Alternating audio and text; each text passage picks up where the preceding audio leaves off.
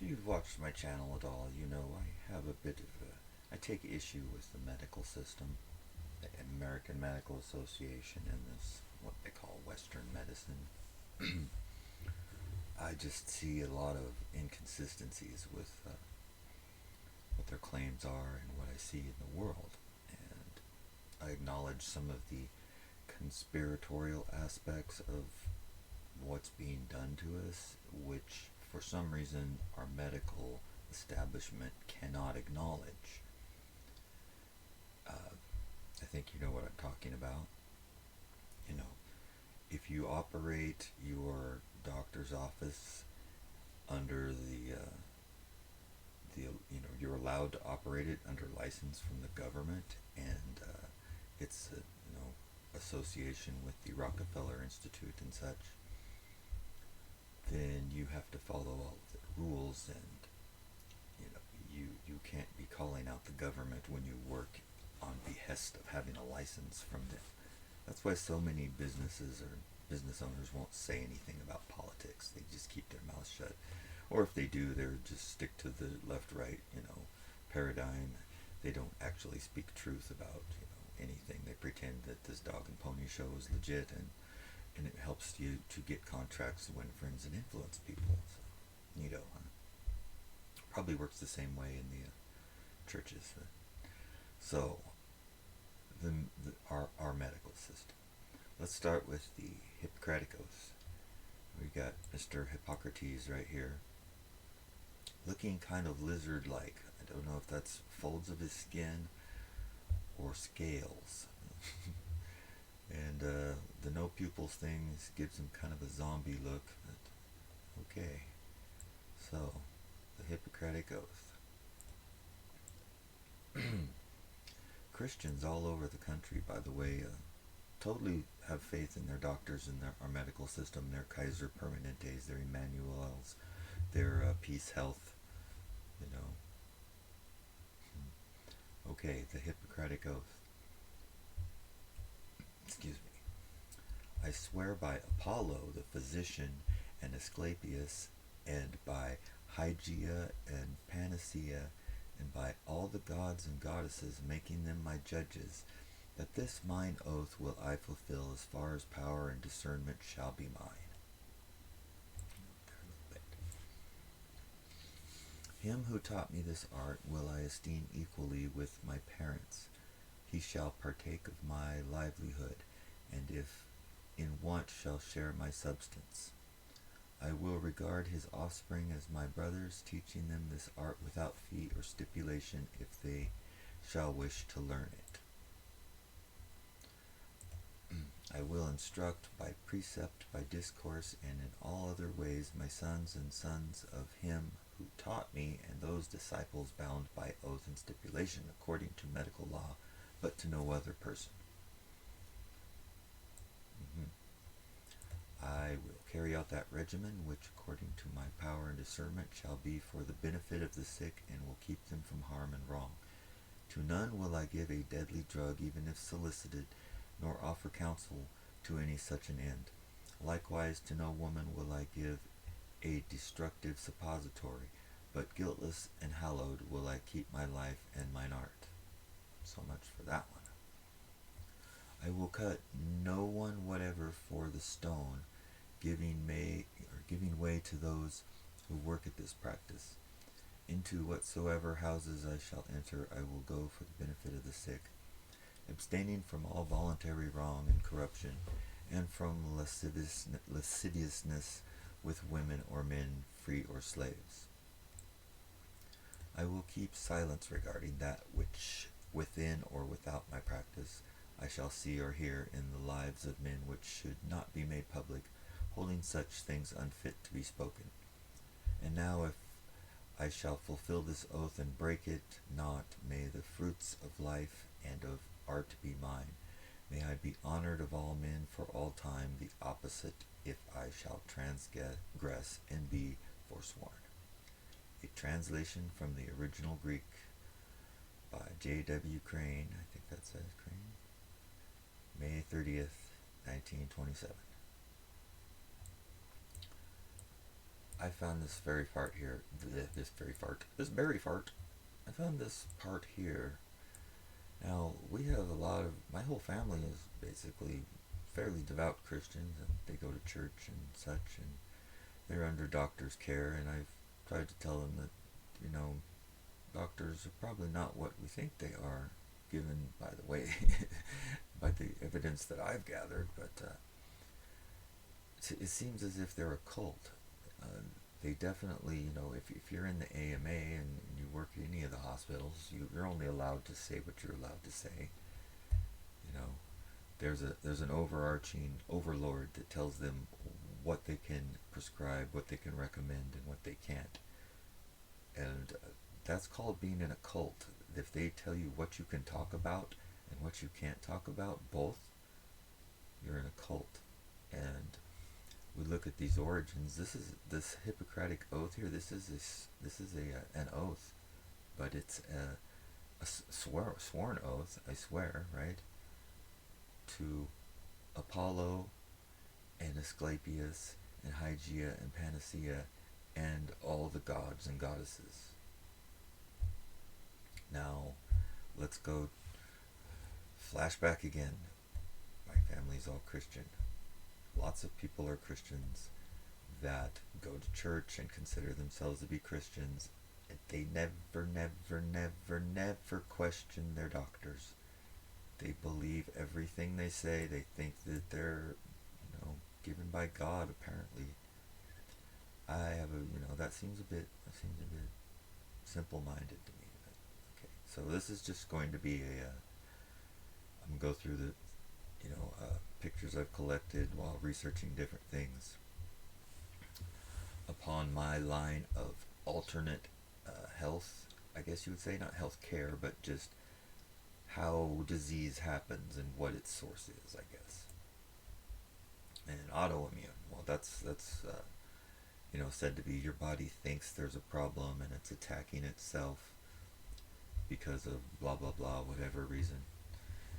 Your bad DNA, something along those lines, which I don't buy.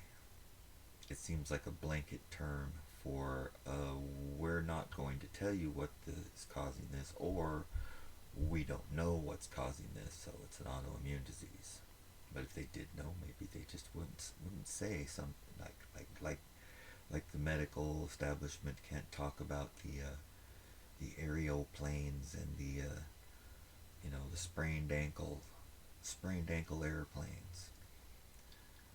They can't talk about that and acknowledge that, because if they did, then they would have to start looking for evidence of toxic buildup in the from those accumulation of those types of things being sprayed, and that would put the government in a bad light, wouldn't it? If your doctor was telling you that, oh, these the government's making you sick.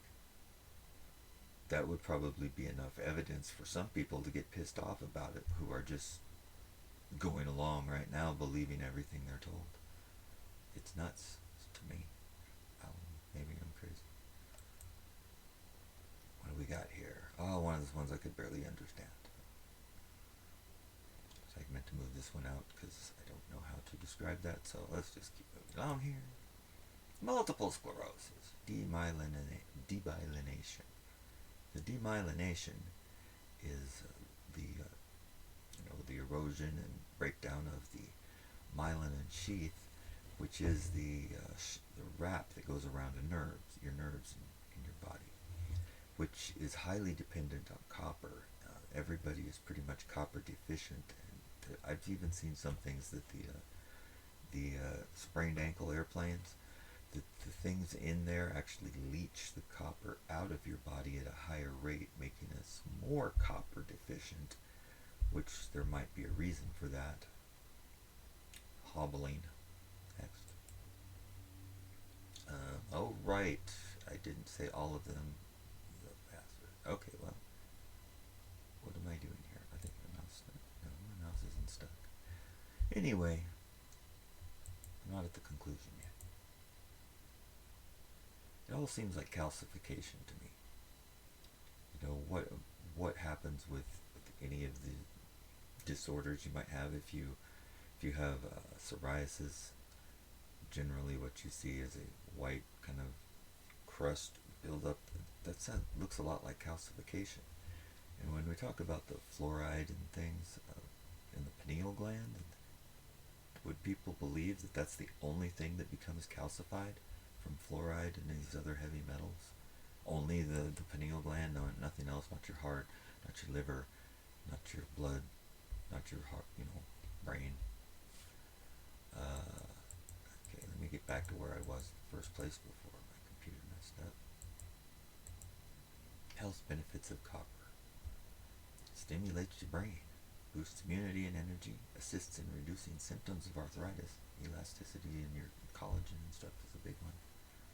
Essential for normal growth and health, prevents premature aging, protects sheaths surrounding the nerves, helps in absorption of iron and red blood cell formation, and maintains hair pigmentation. So by keeping the hair from turning white, that's a whole other thing, the hair turning white, calcification of the hair.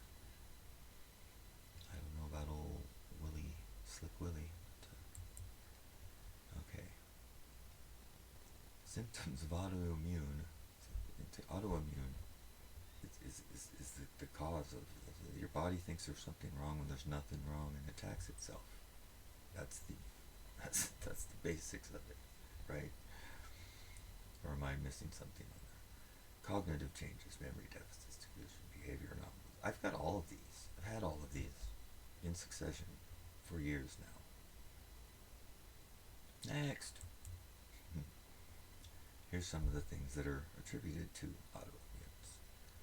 MS, fibromyalgia, thyroiditis, but this was getting me really bad here around my neck until I got the old fireside going for fireside chats, right? And what a relief it is. That helps a lot right there, I'm telling you. There's some sort of little, I don't know how to describe it, but it's not something on the surface, it's something inside the skin. Anyway, calcification. What is the calcifying agent? It's the toxic metals that are building up from the fluoride and whatever, arsenic, lead, mercury, whatever ones a person may be exposed to. Or the ones aluminum, barium, strontium. Aluminum, barium, and strontium? Barium and strontium. I think that's what's going on. Aluminum from bauxite ore, the number 13666 element. Those are all, look it up.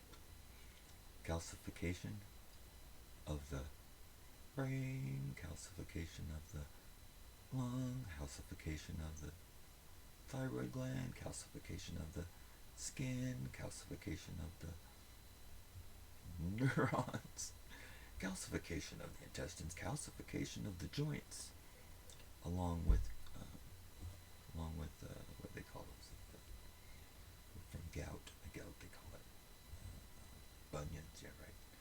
Calcification of blood cells, if you ask me. This is how kind of an outline of the sheath, I guess. This is myelin and sheath. These are, I guess, the nerves where the electrical stimulus goes through. And this is the copper-rich myelin and sheath. Copper, I've looked into a lot of electronics, and copper has a magnetic response to magnetic fields, changing magnetic fields. Or if a magnetic field moves in to a stationary piece of copper, it gets absorbed by the copper and turned into an electrical signal. So I think what the copper's role in our nervous sheath is, this is my opinion, is that the copper content keeps stray electrical signals that are in the environment from affecting the nerve signal that's being sent through your nerve. And the copper, that's the mechanism by which it does it. That's my take on it. Calcification, right? Damaged myelin and sheath. Pathways doesn't work. Okay, that sucks ass. Here's the logo first of all, the two snakes, I believe that's pretty well known as Isis, right? It's two snakes going around a pole. It starts with Isis. The wings are reminiscent of Hermes. So we've got the messenger of the gods and Isis as the symbol, which is actually a banking symbol. This is a finance and banking symbol. It's not a medical health symbol. The staff of Asclepius, I believe, is what the actual medical one is with the single snake, but that's not the one they use. So, who thought of autoimmune diseases? Well, let's see where this came from. Rockefellers. Very nice. Okay. Let's see here. The discovery of autoimmune diseases. Rheumatoid arthritis and systemic lupus erythematosus are autoimmune diseases, conditions in which a person's immune system mistakes the body's own cells and tissues for foreign invaders and attacks them with antibodies. In rheumatoid arthritis, this leads to joint inflammation. Lupus can affect many parts of the body, including the skin, joint, hearts, lungs, blood, kidneys, brain, everywhere basically. In the 50s, when Henry G. Kunkel, 1916 to 1983, began studying patients in the Rockefeller Hospital with rheumatoid arthritis and lupus, the nature of the so-called rheumatoid factor was unknown, and scientists debated whether antibodies against a person's own tissues even existed. So there was some discrepancy as to if that was even a thing. What my take on that?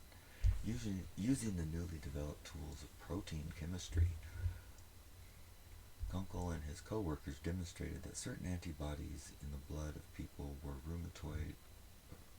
rheumatoid arthritis reacted with other antibodies as if they were antigens, the rheumatoid factor. When found in the synovial fluid of joints, the resulting complexes caused inflammation. Okay. Kunkel also discovered and characterized many autoantibodies in lupus. In particular, he identified immune complexes that accumulate in the kidneys of lupus patients, causing disease of critical immune cells, clinical fundamental principles of immunology. Okay, so he's a founding father of immunology, probably the immune systems, the immunizations and things. Henry Kunkel graduated from Princeton University in 1938 and received the MD from Johns Hopkins University Medical School in 1942. He served in the Navy as a physician during World War II.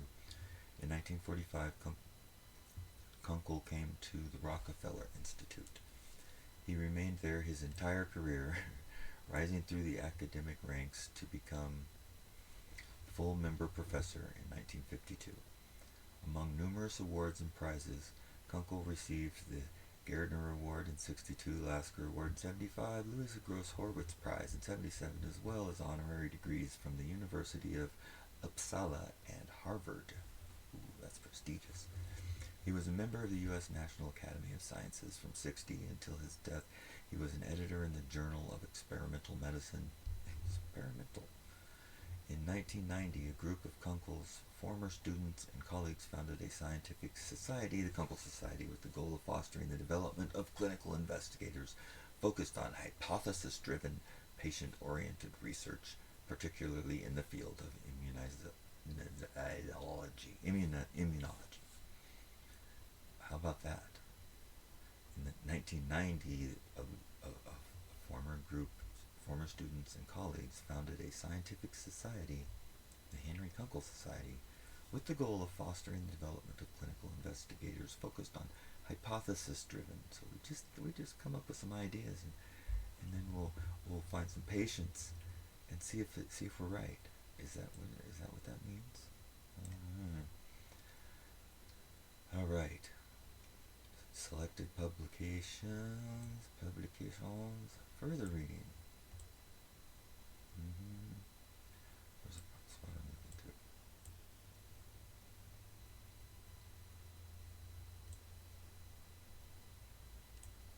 I think it's right here somewhere.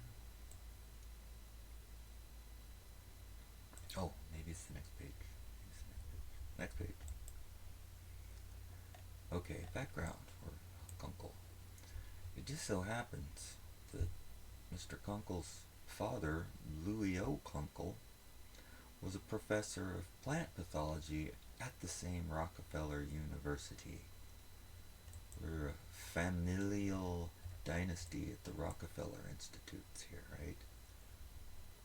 Kunkel Jr., Kunkel Sr. at Rockefeller University. Grew up in Yonkers and Princeton, studied at Princeton, Johns Hopkins again. After working 2 years at Bellevue Hospital in New York in 44, okay, this is about Henry J. So I just thought that was interesting that his father was also at Rockefeller University. And the Rockefeller papers, and Rockefeller's known for being the nicest old man, isn't he? The most caring. Okay, so I come to my idea about calcification, right? I just wondered how they treat calcification. What is calcification? Calcium deposits, or what's along with calcium? Well, there's calcified metals. Those metals become calcified. How do you treat calcium buildup in the neck? Painkillers and anti-inflammatory drugs. Okay, and 2, muscle relaxants. That's what it gave me. That symptoms of heavy metal toxicity. Heavy metals that are not water soluble don't just rinse out of our body that easy. They stick to things. And from my research, I've discovered that static electricity, or just electricity and magnetism in general, plays a huge role in that. Like a metal whose nanoparticle or electron, let's say, is positively charged relative to our body, is going to electrically stick to us, like static cling. And you can't see that happening at a nanoscale, but believe that electricity works to the nanoscale and below. It goes down smaller than our finest particle size. It is the basis, of waveform in that sense. Okay, so anyway, symptoms of heavy metal toxicity: fatigue, nausea, joint pain, autoimmunity. What heavy metal toxins could cause autoimmunity, where your body thinks there's something wrong, but it attacks its own cells. Wait a minute. If heavy metal toxicity can cause autoimmunity, then autoimmunity ought not be where your body thinks there's a problem and there's not, and attacks itself. It ought to be called a result of heavy metal toxicity. Ought it not? And like these things here, damn near all of them, again, off and on for years. And this was a conclusion, I've drawn this. This was actually from another paper, so this is actually related to any of those. These are random things that I got on the topic when I was researching it, though, that seem to support towards the conclusion that I'm drawing. A strong immune response to a pathogen disrupts immune system regulation and can lead to autoimmunity. So something pathogen in your environment, a strong pathogen, like maybe, beep oxide particles being breathed all beep long, being beeped out of air beeps over your house, beep all beeping day, every beep beep, you know what I mean? Kimberly T and her rails. There is significant evidence that pathogens trigger or propagate self-reactive immune responses. I guess that would mean that once it's like a critical point there. Once started, it doesn't stop. It self-perpetuates its state, its condition. Evidence linking infection and autoimmunity is still questionable, possibly because of the heterogeneity of the human population. Infection, so that what are they saying, that like the link of infection, bringing it on, isn't really shown that much, I guess. But the pathogens, which is not your body thinking there's something wrong when there isn't, that is called heavy metal toxicity right there, in my estimation, in my humble estimation. So, this ends this part of it, but wait, there's more.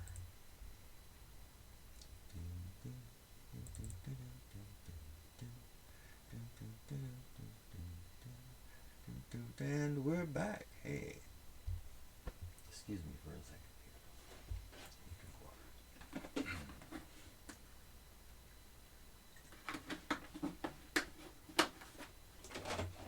Okay. Aluminum, number 13. How wonderful. Sources of heavy metal, mode of intake, pathophysiological effects, toxic effects, signs, symptoms of person exposed, complications, lab diagnosis of heavy metal, treatment, and preventive measures. Let's see here. Number 13 on the periodic table of elements. Of course it is, because it's so cool. Pardon me. Alright, that's better. Pay attention here. Aluminum is used in cans, foils, kitchen utensils, outside building decoration, industrial applications, light, easily constructed material is needed. Electrical transmission lines in the construction of aircrafts and rockets. Aluminum coatings are used for telescope mirrors, decorative paper, packages, toys, and many other uses. The oxide alumina occurs naturally as ruby, sapphire, corundum, and emery, and is used in glass making and refractories. Synthetic ruby and sapphire are used in the construction of lasers. Well now, let's hear some more about it. Pure aluminum is a silvery white metal with many desirable characteristics. It is light, non-toxic as the metal, means the metal, non-magnetic and non-sparking. It is somewhat decorative and easily formed, machined and cast. Aluminum is an abundant element in the Earth's crust, but it is not found free in nature. This is what they're talking about here with the non-toxic as the metal. Just like mercury as the metal is non-toxic, actually. The amount of aluminum in the human body ranges from 50 to 150 milligrams, with the average of about 65. Most of this metal is found in the lungs, brain, kidneys, liver, and thyroid. A lot of thyroiditis going on lately. Our daily intake ranges from 10 to 110 milligrams, but the body will eliminate most of this in our poop, urine, and some in sweat. Organic toxicity limits. A reading under 15 to 20 is considered normal, but 10 to 15 is probably ideal. Inorganic toxicity limits should be 0. Acute aluminum poisoning has been associated with constipation, colicky pain, anorexia, nausea, and gastrointestinal irritations, skin problems, and lack of energy. Slower and longer-term increases in body aluminum may create muscle twitching, numbness, paralysis, and fatty degeneration of the liver and kidney. Aluminum toxicity has been implicated in the brain aging disorder, Alzheimer's disease, and Parkinsonism. Both have become more prevalent as incidents of aluminum toxicity have increased. We should add to that autism has established many, many decades ago. Check out aluminum levels in your body with test kit. Alright, very nice. There's aluminum everywhere, right? Everywhere. It's in the air. It's everywhere. What does it contribute to the problems of? Which also can be viewed as calcification if looked at in this way. Asthma, chronic bronchitis, pneumonia. It complicates and disrupts. It's a serious adjunct to all of these things. If you have any of those conditions, this makes it worse. This is my takeaway on this. My opinion. Alright, so what do we say here? Memory loss. Tremors, jerky movements, diminished coordination, weakness, motor movement, lack of curiosity, ataxia, I don't speech disturbance, myoclonic jerks, generalized convulsions, agitation, confusion. Okay, yeah. Obesity, type 2 diabetes, there's a lot of these things right here happening to people lately. And, hello, Mr. Airplane Man, doing important work for the government, slowly over our houses all day and night, every day and night, forever and ever, 20, 30 years. That couldn't possibly harm anybody. I mean, you'd be a crazy person to think that, the air you breathe could affect your health. No, this comes from your local environment and your genetic predisposition, right? Makes a lot of sense. Let's never question it. Pathophysiology and clinical manifestations of aluminum toxicity. Aluminum toxicity affects different body organs, including brain, parathyroid gland, kidney, lungs, liver, bones, and bone marrow. I'd say that's pretty much everything, leading to various clinical manifestations. Aluminum effect on bone marrow leads to the formation of abnormal red blood cells. Besides its effect, parathyroid and on musculoskeletal system is represented by abnormalities like osteoporosis and osteomalacia. There's a lot of those things happening to a lot more people lately.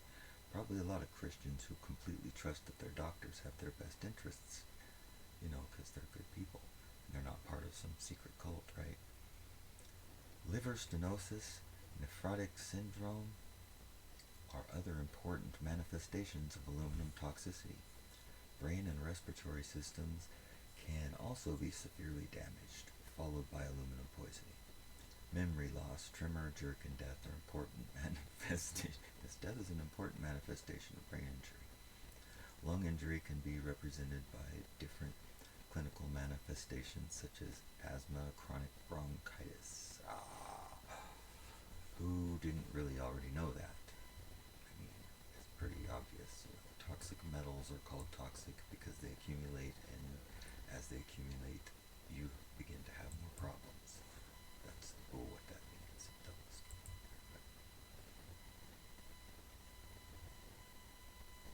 Intro, general characteristics. Sources of okay, okay, 4. Toxic effects, signs, and symptoms in the person exposed. Mild, it's nausea, vomiting, headache, abdominal pain, blah, blah, blah. Moderate and severe, systemic manifestations are early and progressive and mostly fatal. Great. GIT, gastrointestinal tract. Nausea, vomiting, diarrhea, retrosternal pain. Cardiovascular system, hypotension, shock, arrhythmias, myocarditis, pericarditis, acute congestive heart failure. There's a lot of that happening lately too, is there not? I wonder if breathing aluminum could cause something like that to happen. Cough, respiratory system, cough, dysphonia, cyanosis, pulmonary edema, got that. Respiratory failure, had that a couple times, right? Jaundice, hepatitis, I've seen some awfully strange colored people. Renal failure, headache, dizziness, altered mental state, restlessness, convulsions, acute hypoxic encephalophagus, coma, and rare muscle wasting, tenderness, and bleeding, like eyebrows bleeding, earlobes bleeding. As in Morgellons, hello. People who trust their doctors and trust their dentists, and they get their fluoride treatments probably twice a year, as well as, use their fluoride products every day, eat their fluoride-filled food, and drink their fluoride-addled water, and eat, did I say their french fries? Yeah, eat their fluoride-filled french fries. Something that's not really talked about in health class is the aluminum fluoride molecular dimension, where aluminum will bond to 3 fluorides quite easily, readily, and happily. It goes bing bing, bing. Oh, aluminum. And a particle of aluminum comes into a system, like say a body, a blood, or a liquid in your plasma of some sort, and there's fluoride there, as there will be when you consume fluoride all the time, then it bonds to the fluoride, helping to, it makes a combination of the two that's actually more toxic than either one alone, and is probably, I'm going to say, more easily calcified, or becomes the material with which calcification occurs. Just to take my thoughts on that. Oh, there it goes again. Just stop it now. Aluminum can have results ranging from brain degeneration to skeletal deformities. Neato, huh? Can it affect your reproductive system? Adult male and female. Let's see. Aluminum. Neonates. Lactating mother. Pregnant mother, fetus, postnatal toxicity. Prenatal toxicity. So it comes around this way and afterwards still there. Area indicates a perennial age group with more susceptibility of aluminum toxicity as well as with additional aluminum exposure. Autism. I have an autistic son. People tell me I'm autistic sometimes. He's more autistic than I am, I guess. Caused by toxic heavy metals in the cerebral midline canal. Other areas of the brain, such as speech, language, communication, movement, and motor control areas of the brain, which covers a lot of different other types of disorders than you might describe as autism. You know, the Parkinson's and whatnot. Just those types of symptoms are symptoms of many other types of, quote, many other types of diseases. Autism spectrum is due to the variability in quantity of metals in someone's brain and how much mercury and where the brain metals are. And like I said, like the aluminum in the metal state, non-toxic, mercury is the same. It's the mercury put in the fillings that reacts with acids in your mouth, and it off-gasses and is breathed in, and most of the mercury that people got from fillings came from that. Came from them inhaling the gas as it off-gassed from reacting with acids in their mouth. Just a side. You bastard, get back there. Fluoride makes your body absorb extra aluminum. Where does that aluminum go? Your brain. What metal shows up alarmingly in the brain of Alzheimer's victims? You guessed it. Number 13. Good old number 13. And Alzheimer's and autism. Let's not forget that. Bioaccumulation. Brain. Breast. Oh, gee. Microcalcifications in breast cancer. Gee, what calcifies things? Would that be heavy metal toxins? Maybe even fluoride, aluminum, heavy metal combinations? Calcific tendinitis? It's calcification in the joint. Breast cancer, calcifications in the breast tissue. In the brain, whatever. Calcification in the brain, that causes problems. Aortic valves, heart failure, calcification of the heart. Kidneys, kidney stones, calcification in the kidneys. That one I don't have to prop up. Blood vessels, calcification in the blood vasculature, in my opinion. Oh, it's messy. See, there's evil forces that are trying to stop me from making this video right now. Go back. And they're messing with me. But I'm not having it. Okay. Cognitive impairment, epilepsy, Huntington's disease, schizophrenia, attention deficit disorder, depression, degenerative eye diseases. This is fluoride.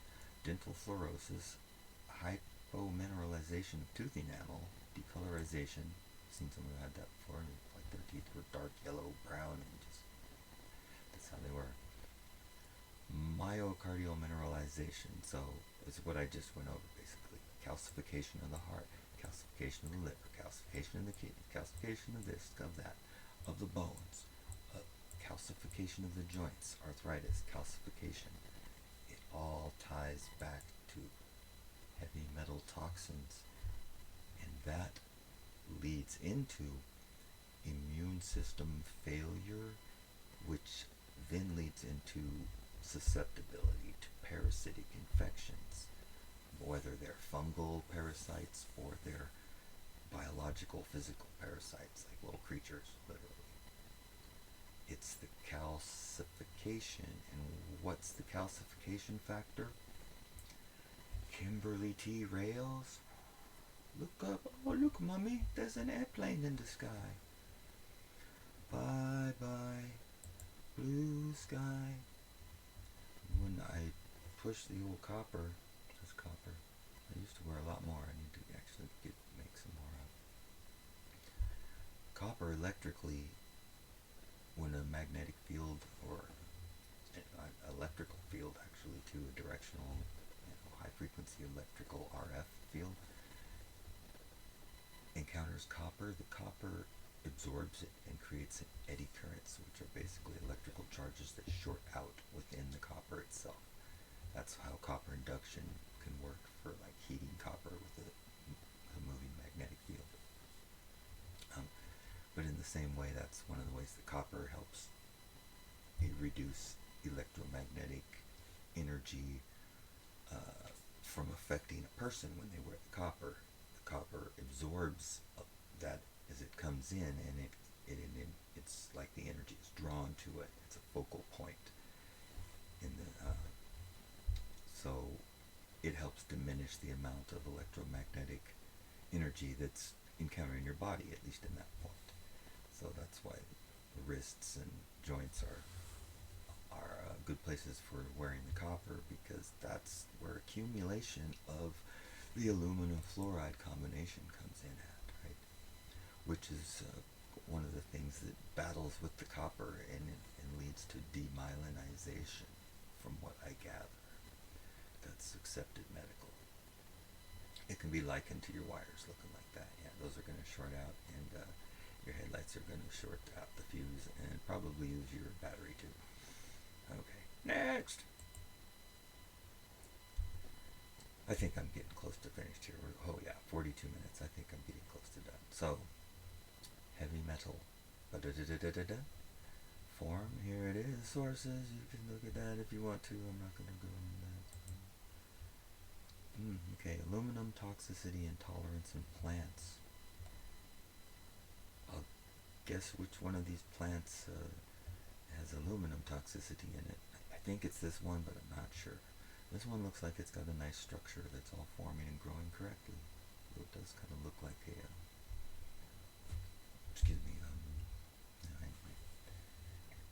I bet it's the one on the right. 10 signs of heavy metal toxicity. Okay, are you starting to get built up with toxicity? Do you have sudden chills, abdominal pain for no particular reason, body weakness, and fatigue? Tingling in the hands and feet. Check, check, check, check, check. Raynaud's. Check. Morgellons. Check. Shortness of breath. Sometimes. Ever since my ozone treatments, I have not had as much shortness of breath. I can't get anybody to listen to me about the ozone and how beneficial it is, but it is highly beneficial as far as I'm concerned. Heavy metal toxicity. Headaches. What do we got here? Confusion. Yeah. I'm confused why people think their doctors are helping them, personally. And yeah, okay. Fluctuation in kidney function. None of those sound very pleasant. It's about the eddy currents in the copper. Eddy currents are currents that build up in a conductor in response to a changing magnetic field, or RF, actually. They flow in closed loops in the plane, and they short out within themselves. That's kind of how the induction works. I think I'm going to end it right here. There's more, but got this going on. I had this. Watch my video, Morgellons Madness. It's a short, I think. This is all over me. all over, and it was just like this, although I got a little better build than that guy, but still. And my hands didn't get quite to that point, but they're still trying to do that some. They call it clubbing. When I talked to a doctor one time, that I went to an actual doctor to get seen about some of this condition, which was conveniently not flaring up that day, so it wasn't noticeable. He said my fingers were clubbing, and when I looked up clubbing, I saw page after page of lung cancer is what it said for clubbing of the fingers. I was like, great, I really want to research that some more. Manifestations of aluminum toxicity. Okay, I think back around to where we were already. So hey, yeah, that concludes this episode of, why in the hell do Christians especially trust their doctors and believe that we're living longer, better lives thanks to the immunology advancements that have been made by Mr. Kunkel's and his associates, right? Mr. Kunkel of the Rockefeller Institute, lifelong of the Rockefeller Institute, son of a plant parapsychologist, plant pathologist, or whatever.